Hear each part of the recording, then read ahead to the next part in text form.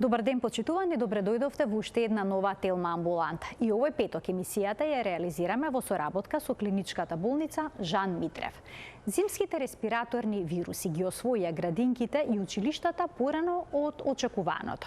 Лекарите велат дека има аденовируси, респираторен синцитијален вирус, грип, разни коронавируси што предизвикуваат настики, SARS-CoV-2. Во овој период од годината вообичаено е децата да се болни, но зошто овој пат симптомите се поизразени од вообичаено? Што да се преземе кога детето ќе качи температура, ќе му се растече носето, ќе почне да кашла? За зимските респираторни инфекции денеска зборуваме со доктор Станислава Ангелеска, педијатар во клиничката болница Жан Митрев. Следува блок реклами, а веднаш потоа многу корисни совети и препораки за сите родители.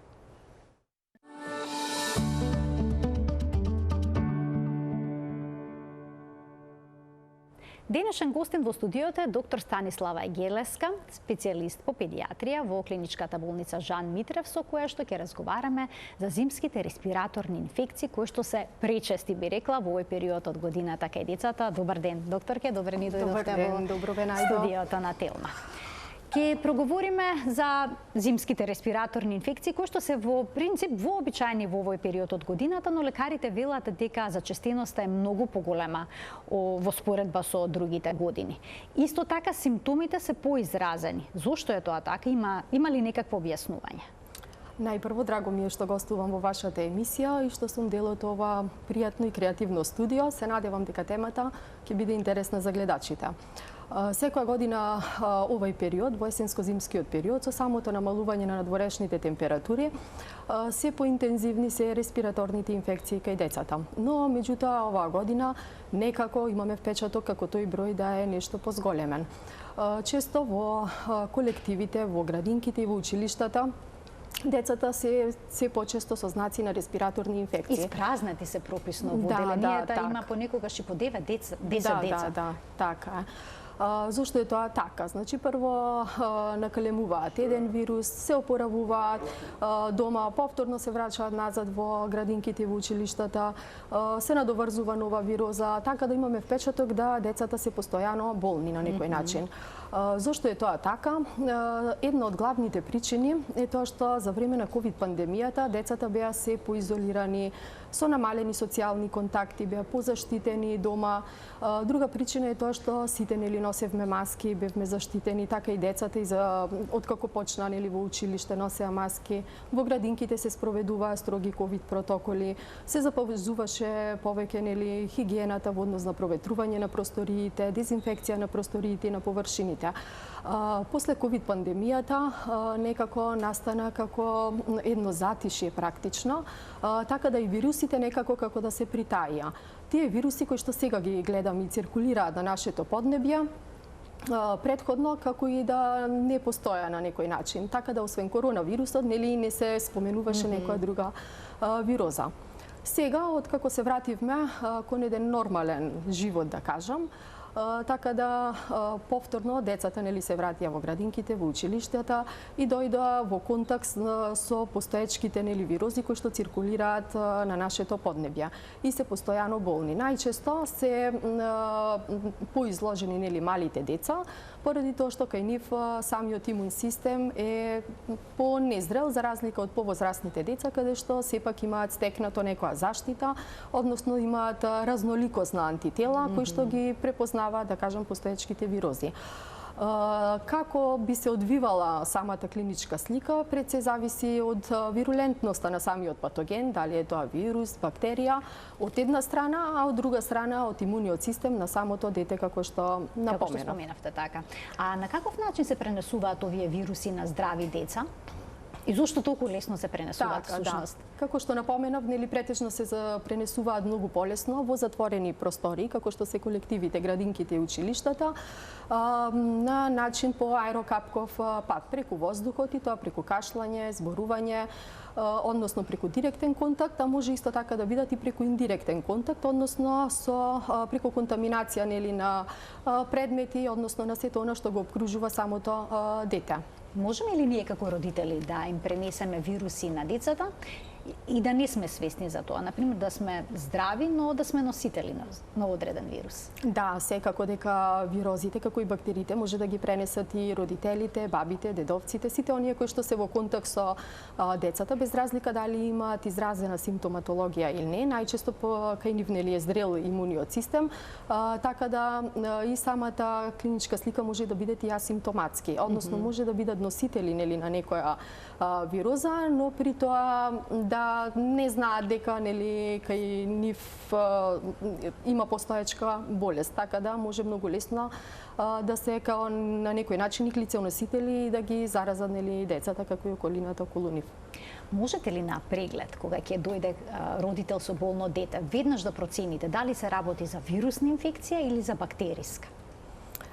Па да, и према клиничката слика нели правиме разлика на некој начин дали станува збор за вирусна или бактериска инфекција. Вирусната инфекција кај децата најчесто започнува со едно растечено носе, со благо грепкање на грлото, потоа нели може таа болка да е и поинтензивна, со малаксаност, со покачена температура, потоа исто така со солзење на очињата, односно и присутна онаа плачна маска што ја велиме ние. Така да пред се, значи, се присутни тие катарални симптоми кои што се карактеризираат една вирусна инфекција, по кои што би ја распознавале, нели, дали станува збор за вироза или пак дали станува збор за бактериска инфекција, кај што кај бактериската инфекција претежно овие катарални симптоми во однос нели на таа плачна маска, растечено носе, практично не се присутни. Кај бактериската инфекција, нели освен вирусни инфекции, бактериите ни се исто така зачестени. Тука присутни се, така? Да, така е. Се присутни, така да кај бактериската инфекција пред се е поизразена, значи имаме силно зацрвенето грло, силно зацрвенети тонзили, присуство на јака болка во грлото на детето, каде што може да имаме и оток и на околните лимфни јазли на вратот, субмандибуларно, субокципитално независно, и пред се да се јават една омалаксаност кај детето, каде што детето практично не може да стане од кревет, така е, да. А кашлица може ли да има кај бактериски инфекции или е тоа ретко?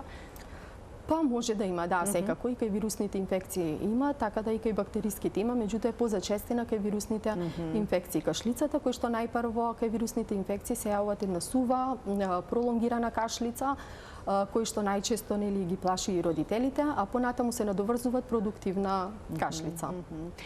Споменавте црвено грло. Дали црвеното грло е секогаш причина за црвеното грло секогаш причинител е стрептококната инфекција, затоа што родителите кога ќе видат за црвеното и болно грло кај нивното дете, веднаш се сомневаат на тоа. Велат ангина. Да, така. Значи за може ли вирус тоа да предизвика? Така, за црвеното грло како и болка во грлото, најчесто да ја предизвикува стрептококна ангина, но меѓутоа и вироза може да биде причина нели за црвеното грло, што е нели причина, но меѓутоа може да се јават и кај вироза оние гнојни налепи кои што ги сретнуваме кај стрептококна ангина. Од вирозите таква клиничка слика председаваат инфективна мононуклеоза како и јадено вирусот.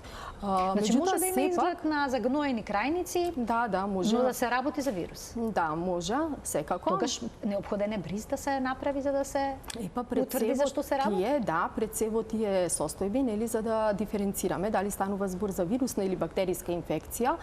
И пред се, за разумно да употребиме антибиотици, нели, треба да направиме микробиолошки бриз од грлото и од носот. Во тој случај, значи, доколку станува збор за бактериска инфекција, најчесто причинител ни е стрептокок пиогенез, односно бета-хемолитичкиот стрептокок, кој што е особено значен поради тоа што предизвикуваат постстрептококни секвели. И поради тоа треба, значи, правилно да го третираме и навремено да го третираме. Постстрептококните секвели најчесто даваат оштетување на срцевиот мускул и тоа на ендотелот на срцето. Исто така може да предизвикуваат гломерулонефрит, односно ги напаѓаат бубрезите, така е, како и големите зглобови на детето. Односно најчесто сретнуваме како постстрептококна инфекција се јавува за причка во одењето кај детето и при тоа кога ќе направиме нели ехо на колчиња, гледаме дека настанало излив на колкот, може да настане излив на зглобот, да, на колената, и поради тоа многу е битно и важно навремено да го третираме со антибиотици, пред се даваме и користиме пеницилински препарат. од типот на оспен, најчесто кај гнојната ангина. Значи, доколку детето се пожали на болка во зглобовите, како што е колкот и коленото, по прележа на некоја вирусна инфекција или за време на инфекцијата, родителите тоа треба сериозно да го сватат и веднаш да побараат лекарска консултација. Каде треба да се обратат? Кај матичниот лекар? Треба ли на ехо да отидат кај ортопед да видат дали има излив во колчето? Најпрво кај матичниот педијатар, нели? И потоа во зависност од клиничка слика, педијатарот врши проценка, ги упатува на ортопед, каде што се прави, нели, ехо на колчињата и понатаму се иследува, да се проследи. Секако тука е и анализата лабораториска, која што е поврзана со состојбата во крвта. Тука има еден C-реактивен протеин, CRP, кој што е индикатор за вирусна или пак за бактериска инфекција, но благо покачено CRP вела дека не значи бактериска инфекција. Колку треба CRP-то да е покачено за вие да се посомневате дека станува збор за бактериска инфекција? Што значи вирусна инфекција? Дали и таа може да го покачи CRP-то? Така, значи во лабораториските диагностички методи најпрво правиме, како што кажавте, крвна слика и C-реактивен протеин, кој што добро е познат кај родителите како CRP, нели? CRP-то представува гликопротеин кој што се синтетизира во црниот дроб и представуваат инфламаторен маркер во акутна фаза на инфекција. Но меѓутоа CRP-то значи може да биде покачено кај вирусна инфекција и кај бактериска инфекција, како и во други состојби.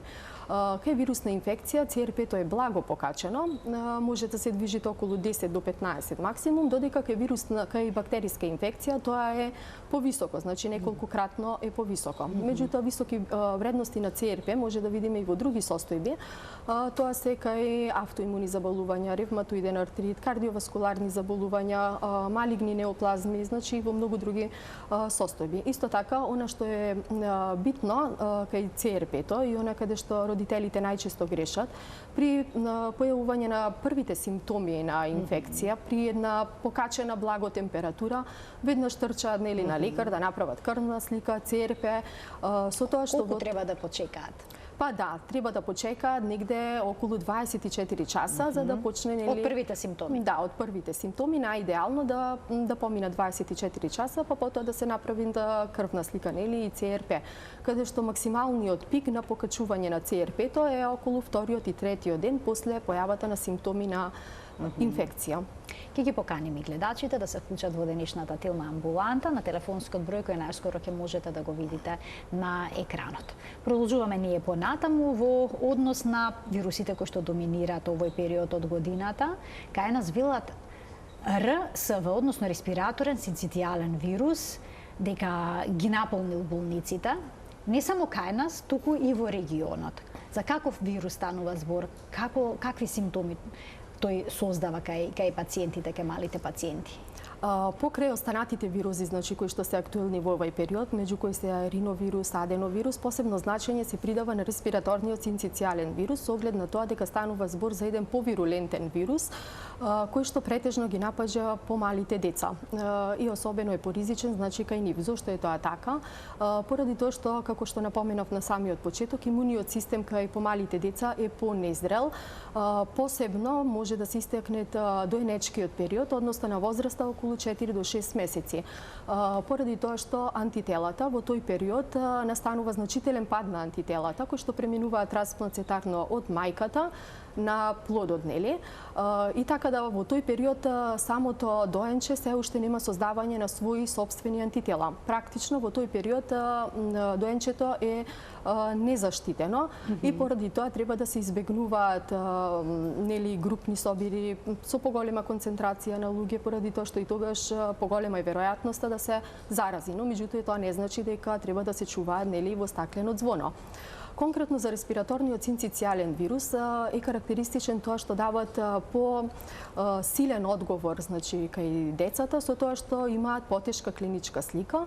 Кај доенчињата до 1 година тоа се изразува пред се со клиничка слика на бронхиолит, на бронхопневмонија, каде што понатаму може да завршат во хоспитални услови со кислородна подршка, па дури на инвазивна механичка вентилација. А поголемите деца може да имаат силно изразени симптоми, да речеме висока температура со денови и слично. Да, и кај поголемите деца исто така може да имат изразена клиничка слика, но сепак нивниот имун систем нели е позрел и некако познаат да се справат нели со самата вироза. Така да акцент пред се дава на помаливе деца. Во последниот период, особено во последните десетина дена, родителите велат дека нивните деца горат од висока температура, качуваат до 40 степени, тоа трае со денови. Што да се направи во тие моменти? Значи, температурата исто така представуваат еден од оние знаци кои што најмногу ги плашат родителите. Меѓутоа, температурата е прва одбрана на самиот организам кога станува збор за некоја инфекција, без разлика дали е вирусна или бактериска инфекција. Нормална температура е 37 степени Целзиусови. 37,8 кажуваме дека е субфебрилна температура, додека температурата 37,8 па нагоре кажуваме дека детето е во една фебрилна состојба. Што треба да направат родителите? Не се препорачува користење на антипиретик, значи од парацетамолски тип, се додека температурата не надмине 38,5 степени Целзиусови. Значи, прво се советуваат родителите да го расоблечат детето, да го измасираат, нели, се препорачува масажа со пола алкохол, пола вода, меѓутоа алкохол, медицински алкохол, нели, 70% алкохол, пола алкохол, пола вода, да го измасира детето, со тоа настанува вазодилатација, односно расширување на крвните садови, а со самото тоа и отпуштање на топлина, нели. Така да на тој начин се разладува, нели, детскиот организам. Друго што треба да се направи како прва стапка, нели, во справување со температурата е туширање. Туширањето, значи, треба да биде со млака вода, не да биде ладна вода, нели, за да не настане драстичен пад на температурата и да има голема температурна разлика. Значи, водата треба да е негде околу 2-3 степени пониска од температурата што има самото дете. Доколку и покрај тоа, значи, температурата се качува, тогаш даваме, нели, парацетамол. Ако се качува температурата на кратки временски интервали од 4 до 6 часа, исто така може да се комбинират, еднаш да се даде парацетамол, наредниот пат после 4 до 6 часа да се примени бруфен, или доколку детето освен температура има и повраќање, нели, тогаш применуваме, нели, чепчиња кај помалите деца. Меѓутоа, тоа што кажав, парацетамол или бруфен, без разлика, антипиретик, не се препорачува да се дава на температура под 38,5 степени Целзиусови. Зошто е тоа така? Затоа што во самиот организам при покачување на температурата се активираат имунолошки механизми кои што го бранат детскиот организам, односно го штитат детскиот организам од вирусите и бактериите. Практично температурата е непријател за вирусите и за бактериите. Поради тоа, ако дадеме парацетамол, ја ги стопираме сите оние стратегии кои што механизам се успорува. Така, се успорува тој брамбениот механизам и поради тоа препорачуваме парацетамол да се дават над 38,5 степени Целзиусови. Но што ако перзистира високата температура, еве 40 степени, упорно детето има многу висока температура, парацетамолот или ибупрофенот имаат ефект од половина час или час, повторно се крева температурата, инфузијата ќе симне температурата или не? По инфузијата претежно ја препорачуваме онама каде што децата се нели дехидрирани, односно не може да внесат поголема количина на течност преку уста. Така да преку инфузиона терапија детето нели се рехидрира, така да може и да се спушти температурата. Но меѓутоа она што треба да го знаат родителите, она што треба да го знаат родителите дека температурата претежно кај вирусни инфекции е нормално да биде и до 3 дена, значи детето може да биде и до 3 дена фебрилно. И самата температура како таква не би требало да не плаши. Оно што кај нас е значајно педиатрите, пред се е самата општа состојба на детето. Доколку детето нели е добро расположено, да игра, јаде, пие, и доколку е често болно, но сепак е со полесна симптоматологија, нели? Сепак и тоа е, да кажам, на некој начин нели нормално, затоа што со самите инфекти, со самите вирози, нели, на некој начин настануваат и тренинг на имуниот систем на детето, кој што особено е нормално до период од 3 годишна, нели, возраст. Родителите во овој период кога децата се болни велат детето ништо не јаде и не сака ништо да се напие. Што треба повеќе да ги загрижува ако не јаде или пак не сака да пие течност?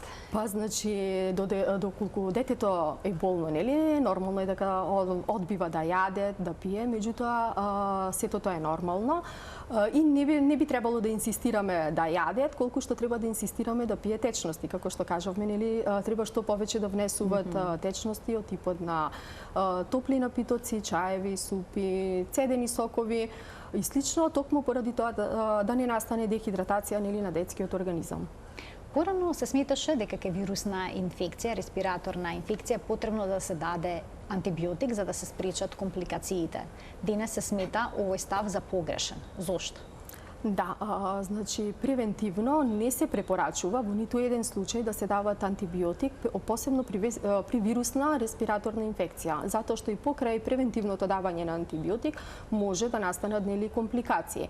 И при тоа кога ќе имаме реална потреба за да дадеме антибиотик, во тој случај самиот антибиотик нема да имаат дејство затоа што сме дале, нели, претходно многу повеќе пати отколку што било потребно.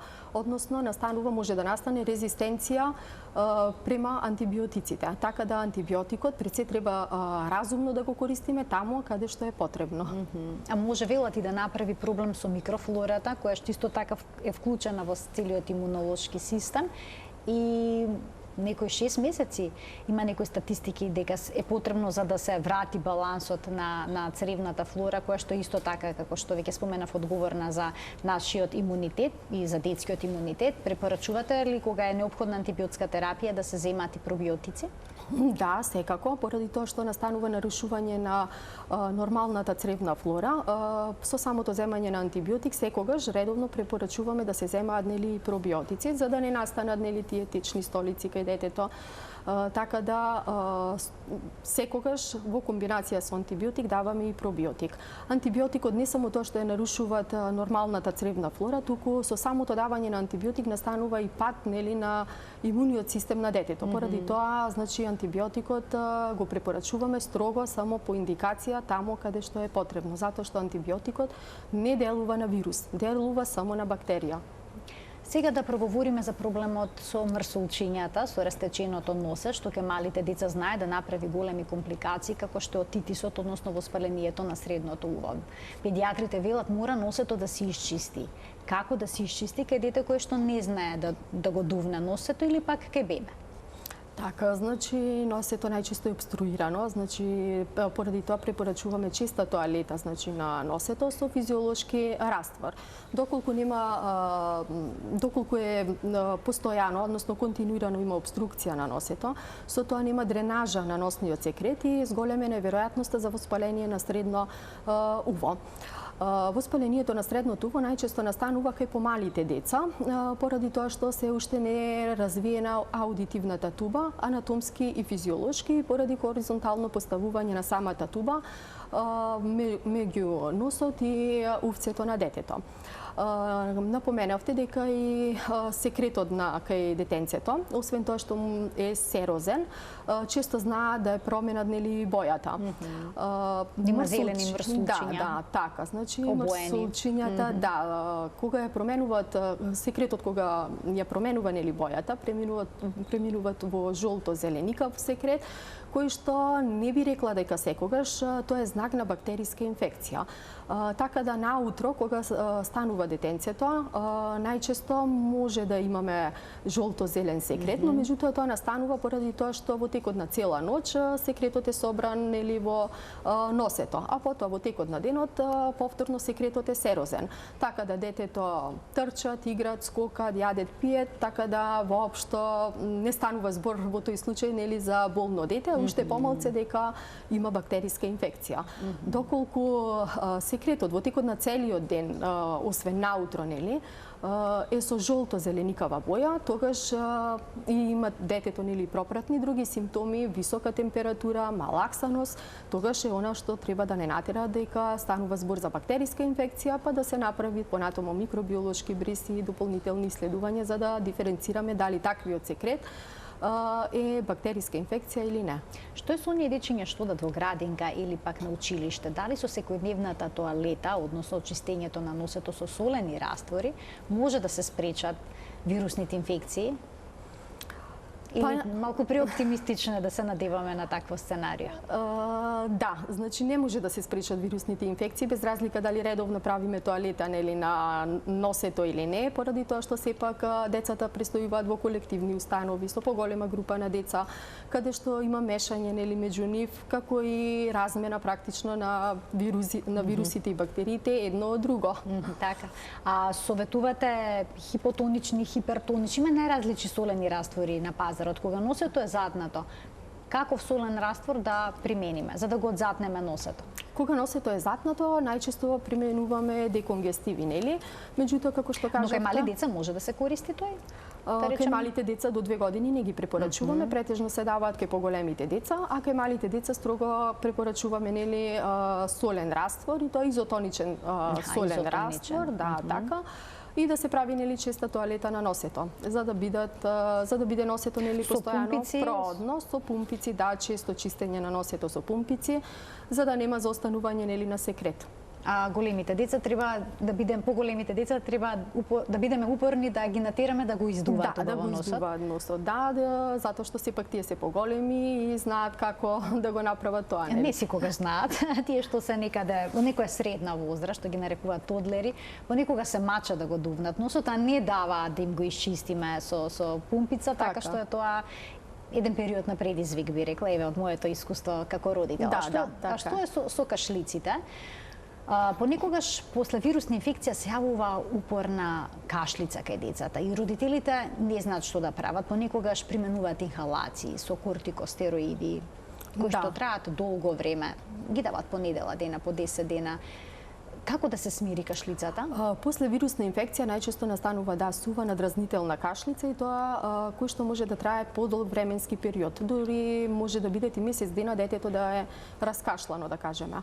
Тоа настанува затоа што практично целиот респираторен систем, почнувајќи од носот, па се до алвеолите, е обложен со епител, кои што представуваат една заштитна бариера, односно како зид во справување со сите надворешни фактори на средината, како што се вируси, бактерии, PM10 частичките нели кај загадениот воздух, и така да при секоја вироза или бактерија настануваат оштетување на тој епител, односно на таа заштитна бариера кој што ја имаме на по целата должина нели на респираторниот систем. Како резултат на тоа настанува оголување на нервните завршетоци и пред се тие се стануваат посензитивни при секоја надворешен фактор, при загаден воздух, дури при поладен воздух, нели, кој што предизвикуваат една надразнителна кашлица кој што трае подолго време. Така да родителите најчесто прашуваат што да дадеме нели да се смири тоа. Смеат да пијат сирупи против кашлица мали деца?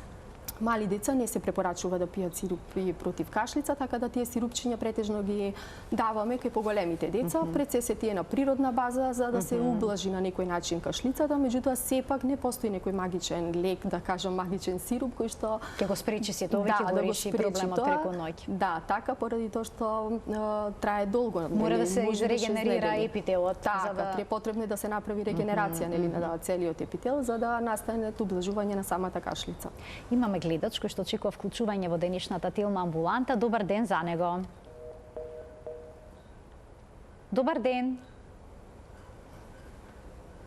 Ево уште една можност за гледачот, доколку се уште е на линија. Добар ден. Добар ден.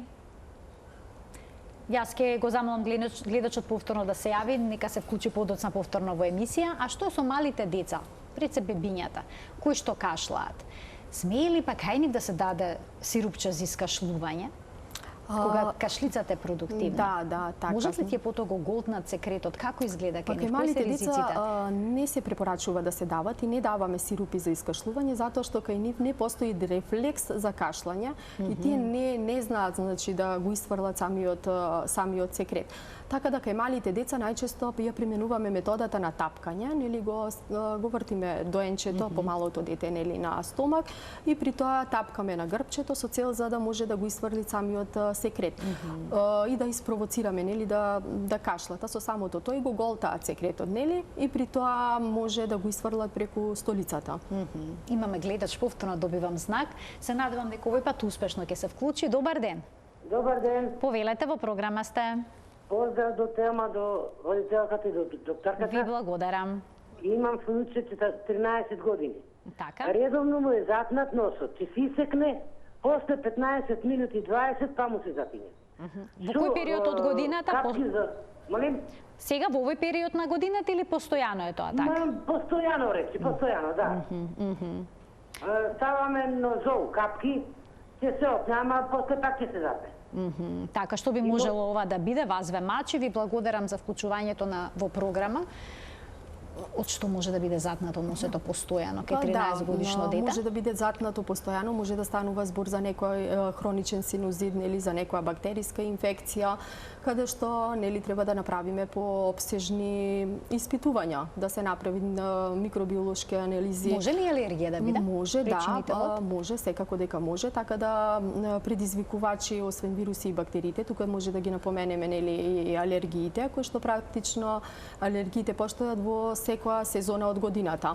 Така да потребно е да се направи по опсежна палета нели на иследувања. Испитувања, така. Уште еден гледач ке вклучиме. Добар ден.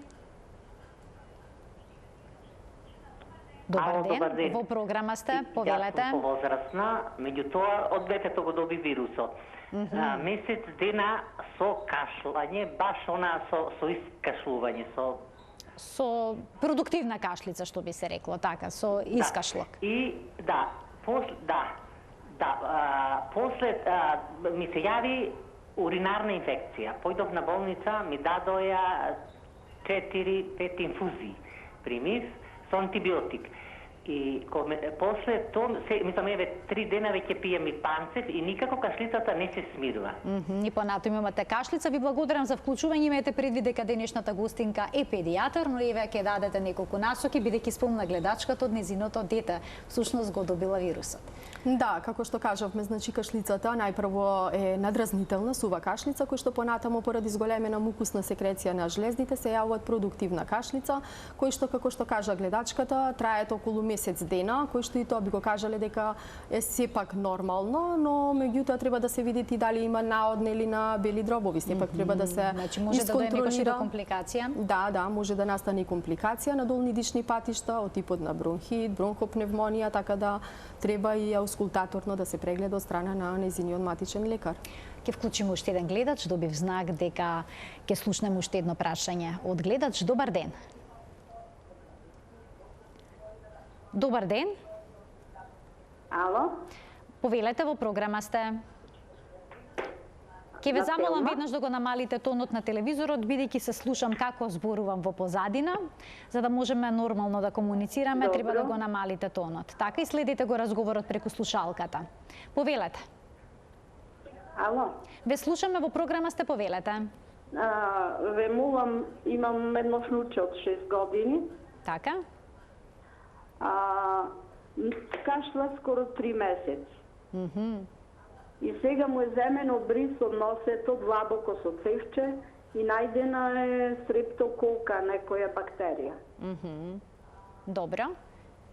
Во грлото е најдена? Може да се третира, шурупи, пие, ништо не му вреви ни кашлица. Така. Добро, ви благодарам за вклучувањето во програма. Еве сега едно деликатно прашање, каде што ставовите се променети во последните години. Треба ли да се лекува бактеријата во носето? Значи, ако е најдена бактерија во носето, значи ставовите сега се променети према најновите протоколи, така да доколку е најдена само бактерија, но без при тоа да има изразена клиничка слика кај самото дете, не се препорачува значи користење на антибиотска терапија се додека нема некоја позначајна симптоматологија. Така да и доколку е присутна бактерија во носето, сепак ако се јави зголемена температура или пак други симптоми, причината може да биде на тој вирус. Не мора да значи дека може да биде самата бактерија. Да. Сега конкретно кај детенцето е најдена стрептокока. Сега дали е тоа стрептококус пиогенес, стрептококус пнеумонија, не се изјасни гледачката. Доколку е пропратена, значи со друга клиничка слика, со температура, тогаш да, секако задолжително се препорачува антибиотска терапија. А што е ова со кашлица од 3 месеца? Може да биде 3 месеца кашлица присутна по, речеме, некој прилежен респираторен вирус или сепак мора се бара некоја друга причина? Па сепак тука сега треба да се направи исто поопсежна палета на испитувања, каде што поради тоа што кашлицата трае нели више подолго време, запазува некој хроницитет, така да треба да се направат подетелни испитувања. Вака сега не би можеле да кажеме. По телефон. Така. Уште еден гледач ке вклучиме. Добар ден. Добар ден. Повелете. Ве молам, имам внуче од 6 години, кашлаше подолго време и земено му е брисо носето со цевче подлабоко, најдено е стрептокока.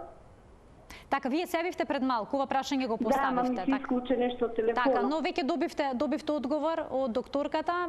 Еве уште еднаш, не можете одговорот да го слушнете преку слушалка, ќе морате на телевизија да го слушнете, значи се ги исклучете го телефонот и појачајте го тонот на телевизорот. Само накратко, значи не се препорачува испитување, односно лекување на бактеријата во носот доколку нема симптоми. Така, а во однос на кашлицата што треба да направат? Во однос на кашлицата, сега позади тоа може да стои исто така и некоја алергиска природа, нели, покрај тоа што освен тоа што и бактеријата нели пронајдена, така да сепак треба подетелно да се проследи.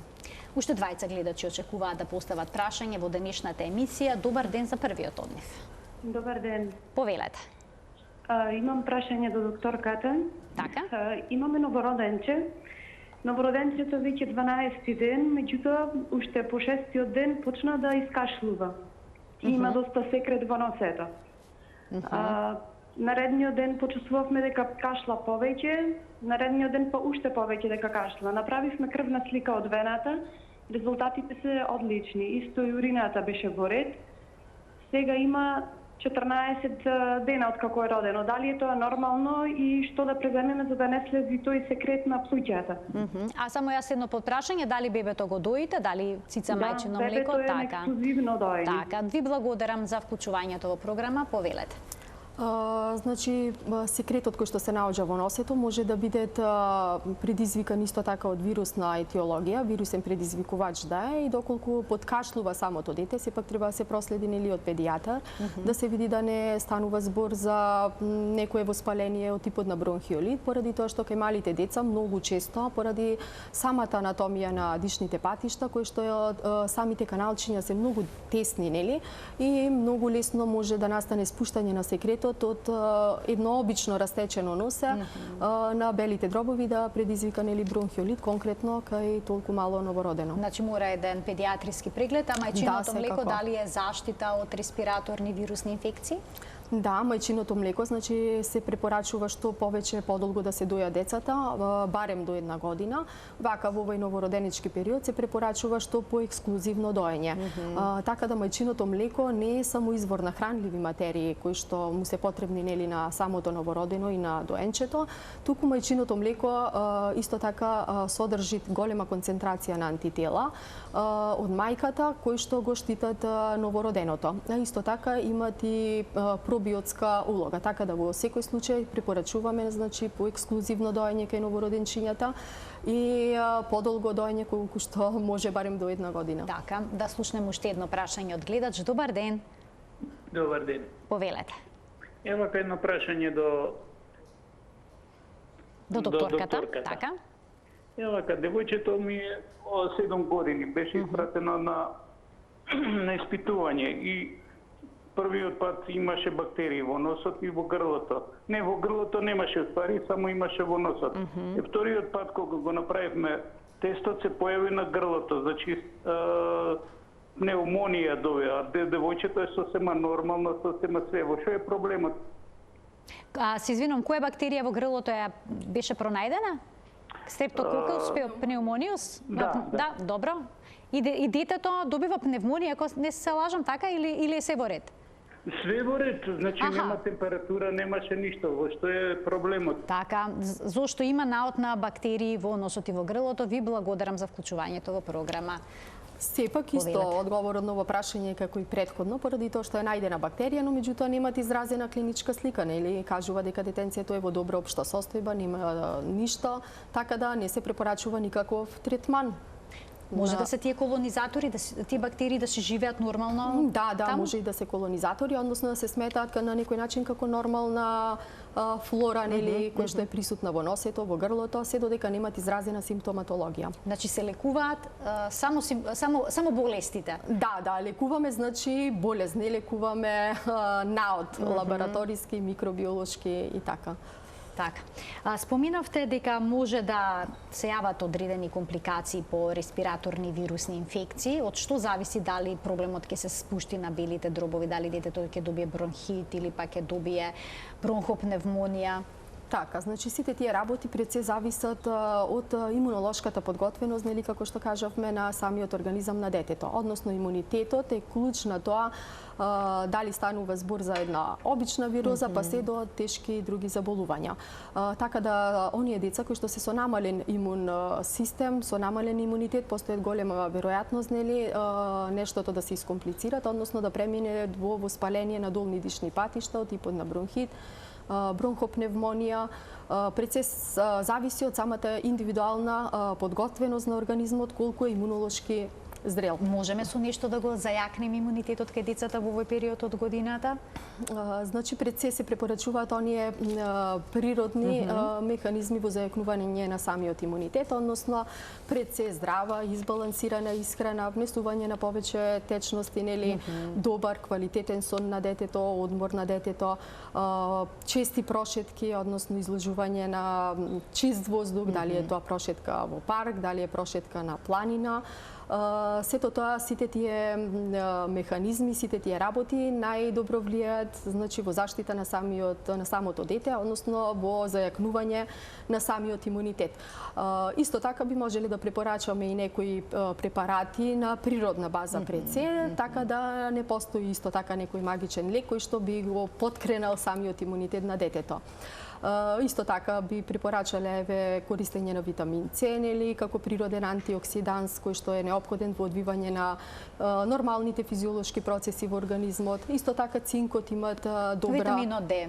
Витаминот Д претежно, да, се користите од октомври месец, со самото заладување, нели, поради тоа што немаме, нели, сонце, помали се сончевите денови, од октомври месец до март месец користење на витамин Д, кој што витаминот Д, нели, исто така учествува во поткренување на имуниот систем на детето. Цинкот исто така е многу важен и се препорачува во зајакнување на имунитетот, односно учествуваат во ониот брамбени механизми на организмот кои што се за справување, нели, со вирусни и бактериски инфекции. Јас ви благодарам многу за вашето гостување во денешната Телма амбуланта. Родителите очигледно ќе треба да се наоружат со трпение да го издржат овој период кој што е исполнет со многу вирусни инфекции и се надевам дека децата што полесно во иднина ќе ги пребродуваат овие инфекции, дека нема да траат со денови и со недели. Ви благодарам на поканата, се надевам дека темата допре до родителите и до останатите гледачи. Тоа беше се, почитувани, во денешната Телма амбуланта, реализирана во соработка со клиничката болница Жан Митрев. Имете пријатен ден.